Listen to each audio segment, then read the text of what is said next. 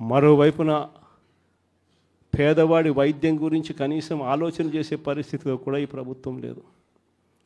ఏ పేదవాడికైనా కూడా వైద్యం అవసరమైనప్పుడు ఆ పేదవాడికి ప్రభుత్వం తోడుగా ఉంది అన్న భరోసా ఇవ్వగలగడం ప్రభుత్వ కనీస బాధ్యత.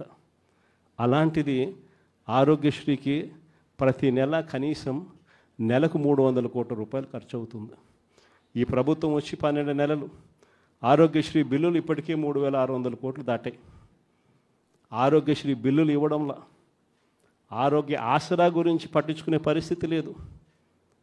ఆరోగ్యశ్రీ బిల్లులు ఇవ్వక, ఆరోగ్య ఆసరా గురించి పట్టించుకోక, ఈరోజు ఏ పేదవాడైనా కూడా వైద్యం కోసం ఏదైనా హాస్పిటల్కి పోతే ఆ హాస్పిటల్లో ఈరోజు డాక్టర్లు పేదవాడికి వైద్యం అందించే పరిస్థితిలో లేరు.